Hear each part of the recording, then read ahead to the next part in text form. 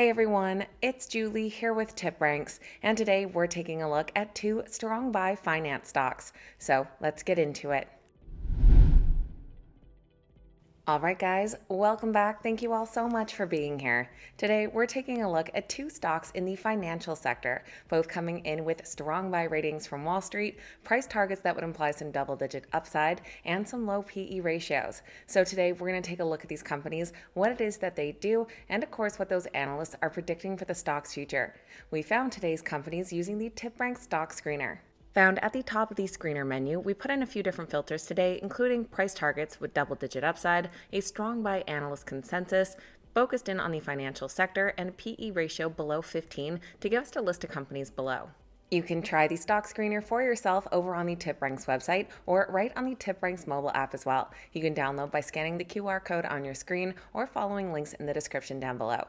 Just before we get into our two stocks today, this is a reminder that if you enjoy the video, make sure you hit that thumbs up button and that you're subscribed to the channel. Now let's dive right into these two strong buy finance stocks. First up, we're taking a look at Corebridge Financial. They trade under the ticker CRBG, currently priced at $32.31. The stock has climbed over 35% in the past year, and in the last 3 months is up slightly 1.5%. They have a price to earnings ratio of 8.8, a market cap of nearly $18 billion, and currently score a 10 out of 10 on the TipRanks Smart Score, with hedge funds increasing their overall holdings by over 3 million shares last quarter. Corebridge Financial is focused on helping people secure their financial futures through retirement solutions and insurance products. They offer things like annuities, life insurance, and retirement plans for individuals, employers, and institutions. Essentially, they work with financial professionals and organizations to provide tools and services that help people plan, save, and protect their money for today and tomorrow. They're all about turning financial planning into actionable steps for a more secure future. Corebridge Financial is still fairly new as its own public entity. They spun off of AIG Insurance back in 2022, but since that spinoff, they have been consistently paying a quarterly dividend plus an annual special dividend as well. They just recently increased their quarterly dividend to 24 cents per share for a dividend yield of 2.8%, and their next ex-dividend date is March 17th. They announced that dividend increase at the same time as their fourth quarter and full year earnings report, which came out on February 13th. They did have mixed results with an earnings beat, but a miss on revenue. They achieved an adjusted ROE of 12.8% for 2024 and saw successful cost reduction initiatives, reducing their expenses by 13% on a comparable basis. For the fourth quarter, they reported earnings per share of $1.23, beating analyst expectations by 3 cents per share, while revenue of $5.02 billion did miss by $840 million. Following that fourth quarter report, we have had a handful of 5-star analysts reiterating buy ratings, including one from Bank of America. They said the company's strategic share repurchase activity, despite being below expectations, had led to a total payout ratio above the long-term target, indicating a strong capital return focus. Positive net flows from the individual retirement segment, driven by robust premium deposits and fixed index annuities, suggest a favorable outlook for the company. Although group retirement faced challenges with net outflows due to a large plan exit and required minimum distributions, the overall financial health and the potential for future growth, as well as the attractive price objective, support their buy recommendation. With 11 current analyst ratings, Corebridge Financial does come in as a strong buy, with 10 buy ratings and 1 hold. And the average price target of $38.36 implies an upside potential of nearly 19%. Looking at those price targets down below, fairly closely grouped together here between the 10 to low 20% upsides, our low end is our hold here at $35 for an upside of 8%, while our high end price target is $43 for an upside of over 32%. And for our second strong buy stock in the finance sector, we're taking a look at Equitable Holdings. They trade under the ticker EQH, currently priced at $52.84. Their stock has climbed 56% in this past year, and in the last 3 months have gained over 9%.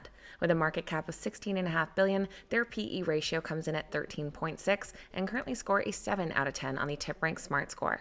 Equitable Holdings is a financial services company that is comprised of 2 well-established franchises, with their AXA Equitable Life Insurance Company and Alliance Bernstein. They provide life insurance policies like term life, universal life, and variable life aimed at protecting families and building wealth over time. And they've been in this game for over 160 years, tracing back to their origins as the Equitable Life Assurance Society.